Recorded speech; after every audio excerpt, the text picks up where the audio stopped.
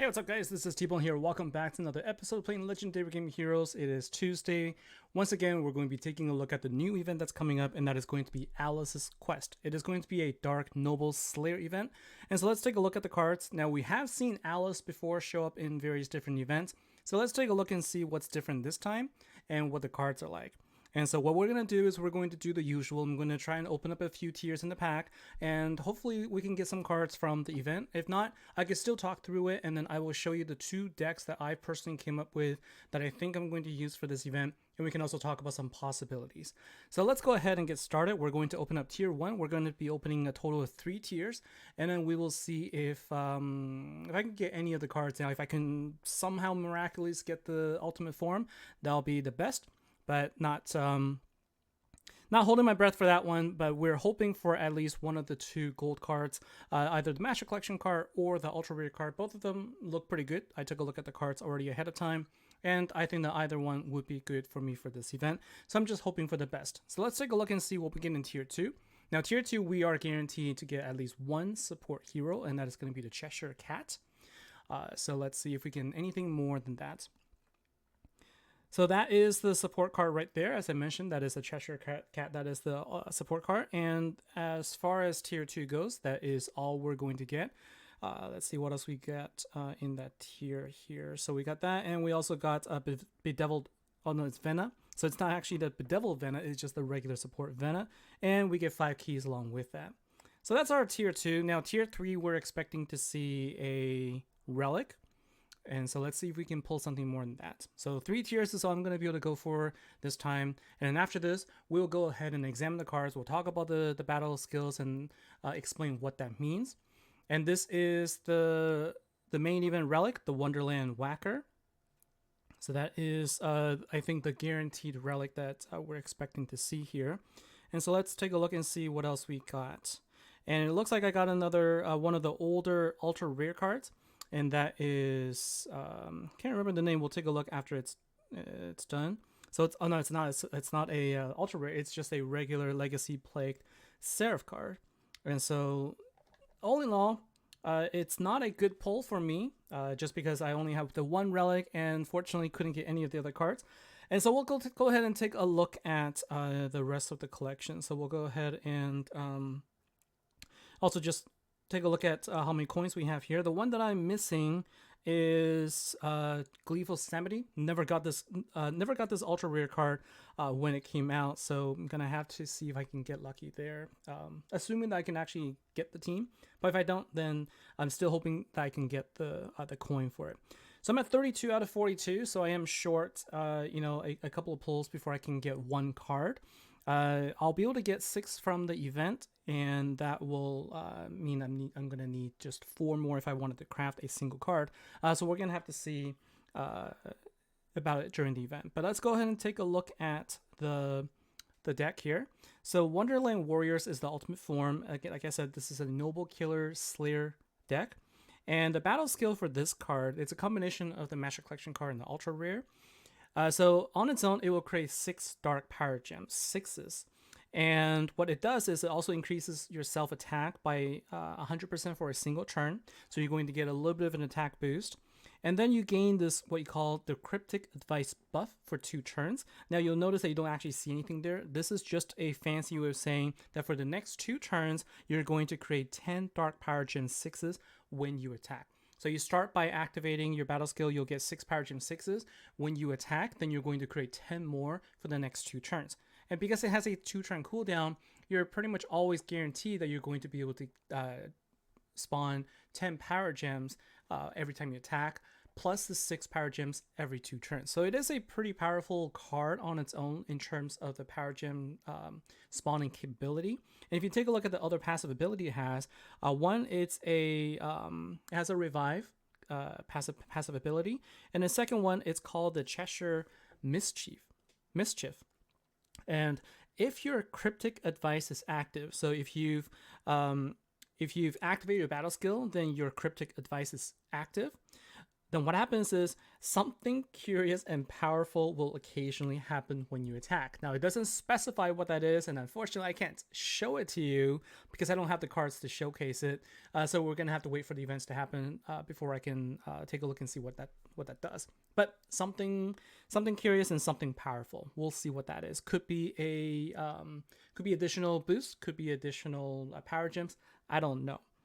Then the other passive ability, which makes this a pretty strong team actually, is that at the beginning of the battle, you're going to delay all enemy turn counters by 2. And so this could be useful in commander events as well. And definitely in the beginning, you are going to automatically get a turn delay. So it's useful to pair it with a card like Jailers that will gain attack boost when you turn delay. So you can potentially pair this up with a card that's a Dark Arcane card, for example. So that is one option. But something to think about is when you have a turn delay at the very beginning of the turn, that means any cards that you use that relies on you getting hit before you get boosted, such as high performance unit area, it means that you're going to have to wait that much longer before you can use it. So that is a trade-off that you have to think about. So that was the ultimate form. We'll take a look at the Master Collection, Alice Unhinged. And so that's the Master Collection card, and she by herself will create 6 Dark Power Gems and increase self-attack by 100% for a single turn with a 2-turn cooldown. It also will delay all enemy turns by 2 at the beginning. So the more Alice copies of Alice you have on your team, the more turn delay you will get, which could also be useful in getting through your first boss in Guild versus Guild, so you don't ever get hit. You have at least 4 turns at the very beginning just by using Alice and the ultimate form. So you're going to have at least 4 turns to try and take out your initial first wave in the Guild versus Guild boss. So that could be helpful as well. And so that is the passive ability for Alice there. Now we'll take a look at the ultra rare card, which is going to be named Grinning Guardian. And this card has the passive for Revive, and it also will create 10 Dark Power Gem 6s on attack for 2 turns. So it's kind of like it acts just like the Afterlife Alliance, where after you activate a battle skill and then attack, that's when you're going to get the power gems. So keep in mind that this card will not create when you first activate it, only when you attack. The other passive ability is the Cheshire Mischief, so same thing. If you've activated your battle skill, when you attack, something curious and powerful will occasionally happen. Now keep in mind, you should be activating this every time you can. And so since it lasts for 2 turns with the 2-turn cooldown, it just means every single time you attack, every single turn, something could happen. But again, don't know what exactly that is going to be until the event starts or until somebody shows us in video what it does. Next, we'll move on to the main event hero, which is Mad Hatter. So Mad Hatter is the main event hero that will create 5 Power Gem 4s with a 2-turn cooldown, and it also has a passive ability that will delay all enemy turns by 1 at the beginning of the battle. So that means this turn delay will only happen 1 time at the very start. After that, it will no longer do turn delay. Still, it could prove to be useful in certain situations if you need this card. 5 Power Gem 4s for a event card. It's sort of like in the middle in terms of like the power level and usefulness. Would I use this in the event if I get it? Perhaps, depending on the rest of the cards I have. But I think that if you don't have any other options, this could definitely be placed in there because it has a 2-turn cooldown, so it's very useful also in that perspective. Next, we'll take a look at the support card, Cheshire Cat. So this is the support card, and if you take a look at its ability, it will dispel 1 enemy buff. So a buff is something like fear or might or thorns. They are all buffs. That is something that the boss casts on itself, and you can also use it to dispel, for example, the birthright invulnerability.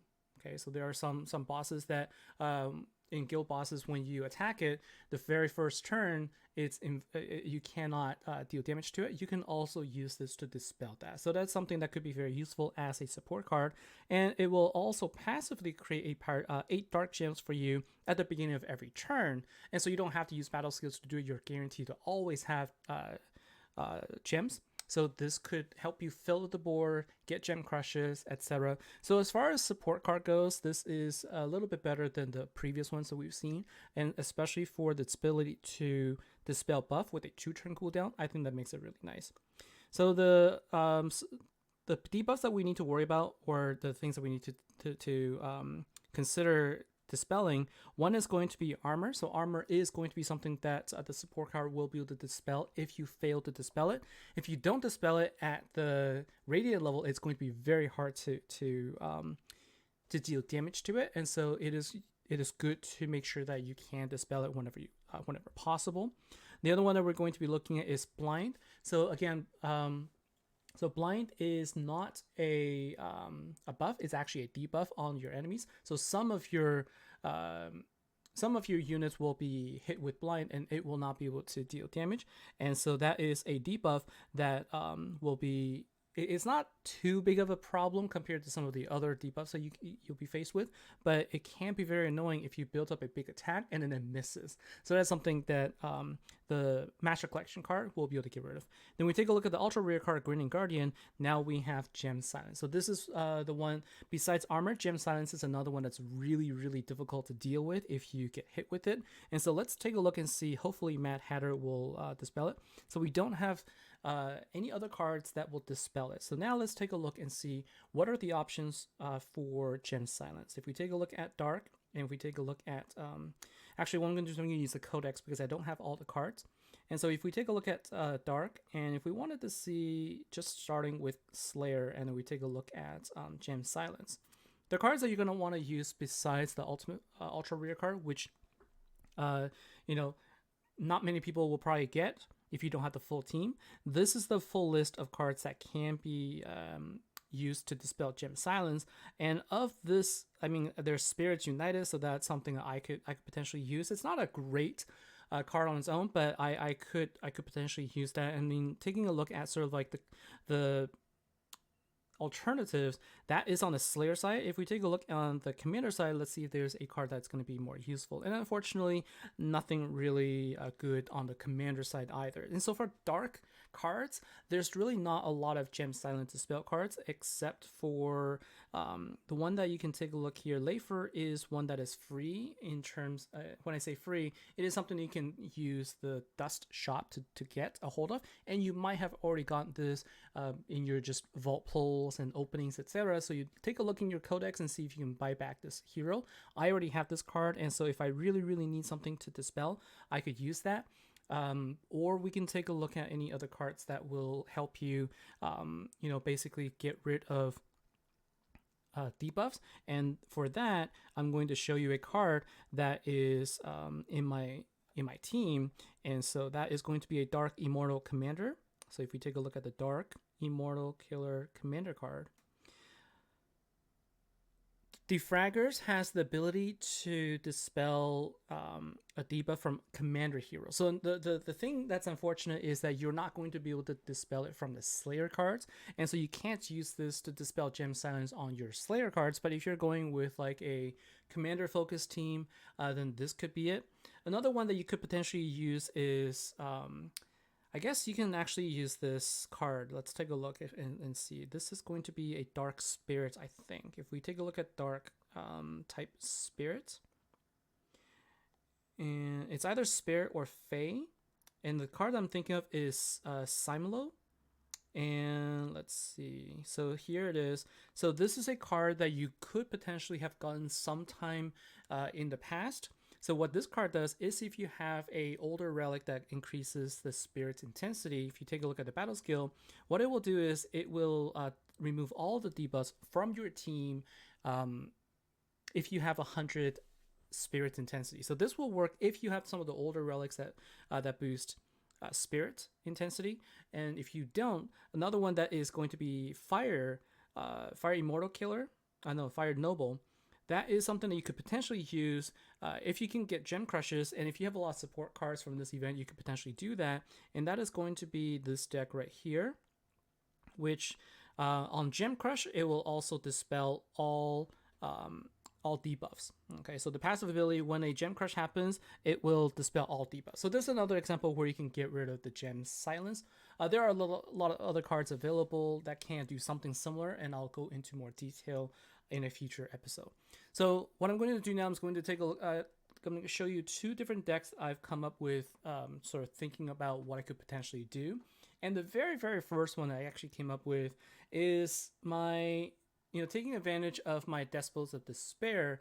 Because of a past mercenary event, I managed to get a lot of the cards I needed to keep, adding more stars to my ultimate forms, to the point where now I have it at 5 stars. And so that gives me a 1200% damage boost, which in a off affinity event effectively gives me the 10 times bonus from the affinity boost plus another 200% damage boost. So it kind of actually makes it slightly lower than if I were to use the event hero, but it gives me a 200% damage boost to the rest of my fire cards, as if I have a 200% damage boost to my dark cards, if that makes sense, because the 1200 offsets the fact that I lose 10 times damage bonus on the affinity bonus.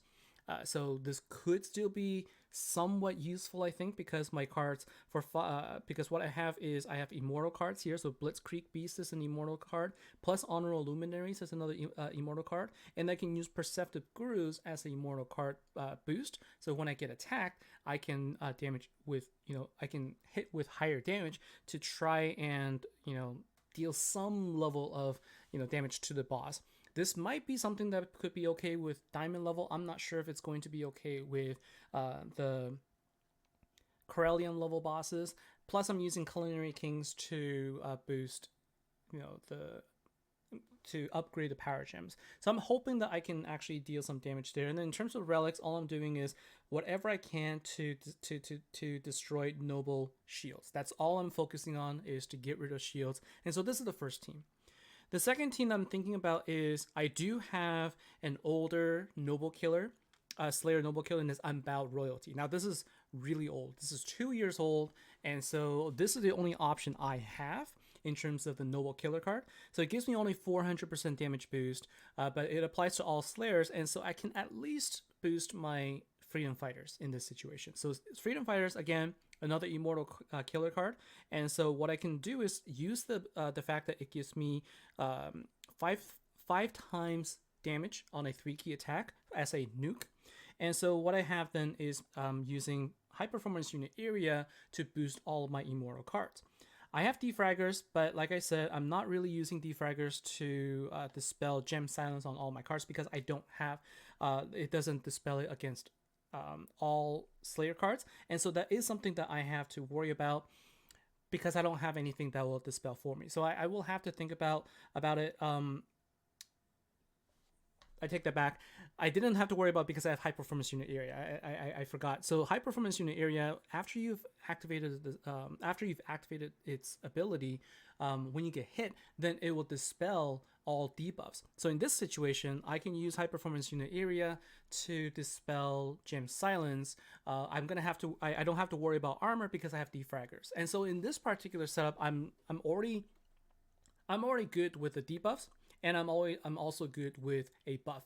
And so I don't have to worry about armor, I don't have to worry about Gem Silence, and I'm going to be using Unbowed Royalty as a killer skill to then give my immortal killer card, which is Freedom Fighters, a little bit of a fighting chance to deal damage. And so these are going to be the two teams that I'm going to be using when the event starts. I will I'll come back and take a look and see how effective they are, but this is basically what setup I'm going to go with. Now, in terms of what I think, about this particular deck, is this something that you should go ahead and use up your tokens for if you have the coins to craft it? I honestly think that this deck seems like it has pretty good potential, just in terms of the amount of power gems that you can create. And because it's noble, you generally don't have a lot of other dark cards that well, let me rephrase this. With Noble, you do have Fierce Family. So Fierce Family is one that you could use that boost damage boost for all Noble killers. You could use something like Haunted Hunters, which is less likely because it's a light card. You could use the Santa, the Water Santa card, to also give you additional boost. So in terms of Noble, you are going to have options, but it isn't something that is available to everyone. Noble isn't an easy one for everyone to get. If you take a look at my cards, I don't have a lot of good Noble cards. So if you take a look at just Noble and then remove Commander or Slayer, this is all I have to work with. Okay, so I have a bunch of support cards. I have a couple of event cards to work with, but in terms of sort of like what I can use, not a whole lot. Luckily, I do have the Empower Royalty, so I can use that. But I think that this deck would be very useful, and I think that this deck would be interesting to use. In terms of the damage output alone on its, by itself, I'm not sure how much damage you can do without any additional boosters. So I'm sure you're going to see variations that uses some boosters of some sort. If I had to guess, if I were to use this event deck, for example, if I were to use this, like if I simply replace Unbound Royalty, for example, I could also do something like this. I could also look for an Arcane Killer option. And in this case, it's going to be, so I'm going to replace this now. In this case, what you could do is you could go with go with the Ultimate Form, go with Alice Unhinged, put in a, Guardians of Despair, and then you put in also a Jailer's card in there, because what Jailer's does is it will boost whenever you turn delay, and because you're going to get turn delay from your ultimate form, turn delay from Alice, and you can even put in the Mad Hatter for an additional turn delay. So that's 3 turn delays right off the bat that will then immediately boost the attack for your Custodians of Fate. Okay, and this card also gives its own Dark Slayer attack by 40%, and so you also get additional boosts there. And so you're probably going to want to do something similar to this. I think you'll probably also do Temporal Judicator, because Temporal Judicator and Custodians of Fate also dispels a buff, and it also cleanses speed debuff. So I guess I missed this one. So if you have Custodians of Fate, then I would highly recommend putting that in there also, just so that you could actually dispel it. And so in that sense, I think, going back to my other original team now, I actually think that it might be better to simply not worry about defraggers and just use Custodians of Fate in this case, and that way I can do something like this, right?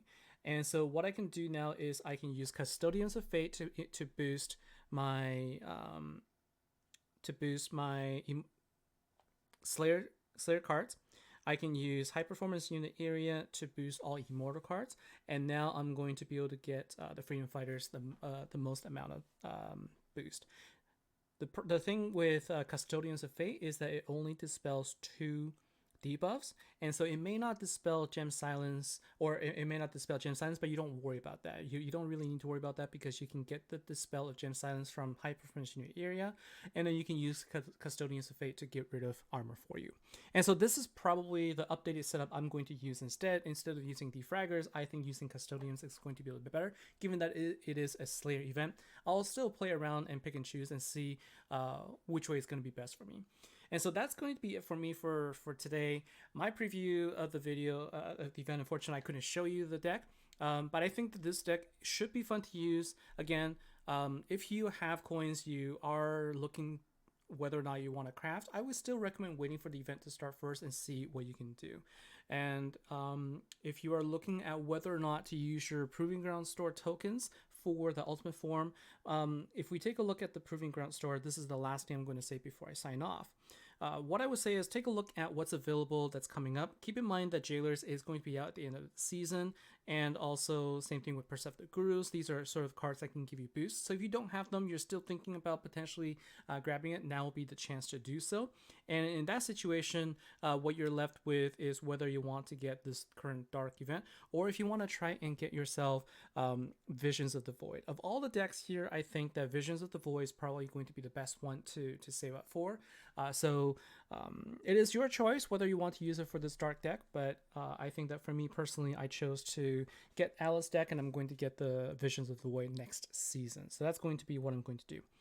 Anyways, hopefully this has been helpful for you. Let me know in the comments below what you think about the team and also what other setup you're going with. I will try and see how my setup works, and then I will give an update for it also. So take care. Thanks a lot, guys, and I will see you in the next episode. Bye now.